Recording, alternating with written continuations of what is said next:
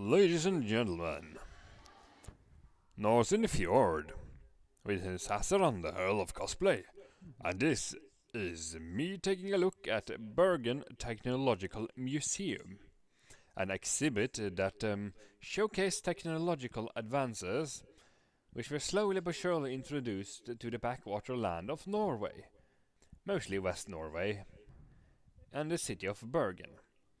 Because at some point Bergen got a tram, a lovely public transportation service which allowed you to travel almost everywhere in the town at relatively ease and speed, before they decided to get rid of it because cars are the future, which are now trying to get rid of due to the excessive amount of pollution they produce.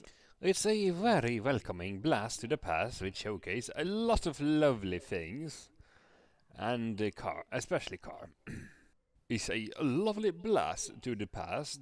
And as you can see here, we are walking past a whole lot of cars, engines and other mechanical monstrosities and innovations which helped shape the foundation of Norway from different ages. And also here in the back you can see the Fleiban, the old ones they had before they got the new ones. It's a tram that goes up one of the mountains here in Bergen and gives you a lovely view of the town once you go to the top. For a museum exhibit, it's rather low cost and well worth it, and is usually open during the weekends, as far as I can see. They also have a web page, in case you're in town and want to visit. Now we're gonna take a closer look at this yellow tram, which I plan to board, and they say that things were better before, but with the sound this one makes, I would disagree, because it's loud. So I turned down the volume in the background for your benefit. But keep in mind, it can still appear very loud, and RIP headphone users, you have been warned.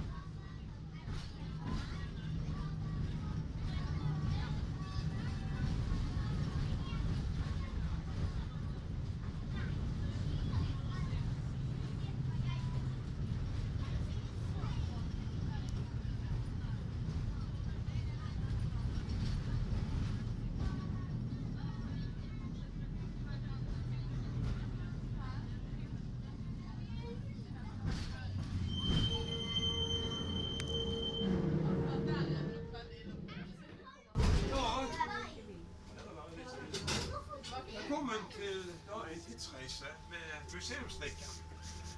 Og vi er en forening som heter Bergenske Elektriske Sporvei som driver denne her trikkelinjen her.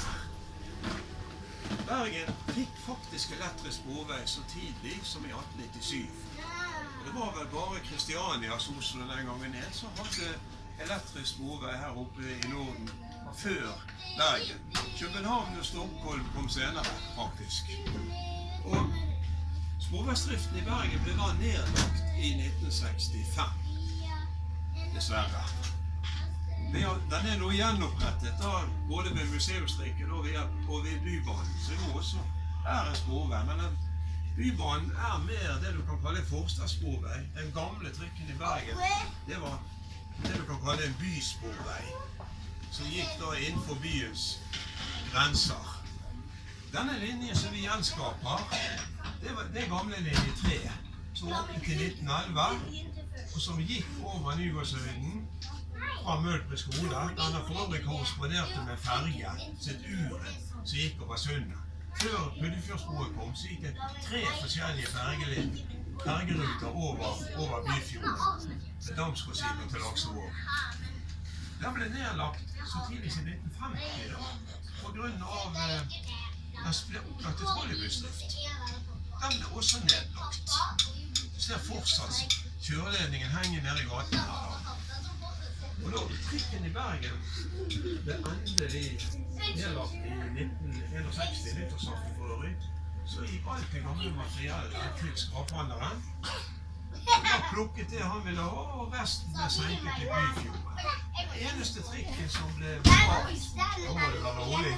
Den eneste trikken som ble bevart, det var en fra 1897, som står inne i hall nummer 10. Den står i verkstedsavdelingen i hallen. Og det er en av verdens eldste kjørbare trikker. Den skal nå få nye bremseklosser, så vi kan kjøre med den i gang iblant fortsatt. Så måtte vi få fatt i trikker andre steder fra da. Blant annet har vi en Oslo-trikk fra 1913, som er ganske lik, i hvert fall utseendemessig, til de gamle bergenstrikkene. Denne her, og 5 andre, til sammen 3 motorvogner og 3 tilhengere, kjøpte vi for 1 D-mark per stykk fra det gamle Øst-Berlin. Det henger fortsatt sporveiskart fra Berlin i taket her. Og den er relativt ny på andre ord til å være museumstrikk, men den teknisk sett kunne den ikke gjerne vært bygd i mellomkrigstiden. Den er relativt ukomfortabel å kjøre med. Faktisk mer ukomfortabel enn de gamle bergenstrikkene var. Men den er enkel å vedlikeholde og enkel å drifte. Det passer jo museumsforening godt. Og innredningsmessig så minner den veldig mye om de gamle bergenstrikkene med denne kupédelingen. Bortsett fra der var setene av 3 da. Her er det litt mer komfortabelt.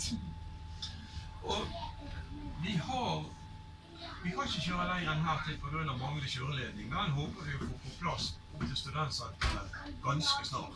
Det henger oppbengt til det klart, og av skinner så mangler vi bare strekning i Øysteinsgata til Langesgata før vi har forbindelse med det. Og nå skal kommunen grave i gaten der, og det forbi oss en slags skinner. Så nå kjører vi tilbake til trikkehallen igjen.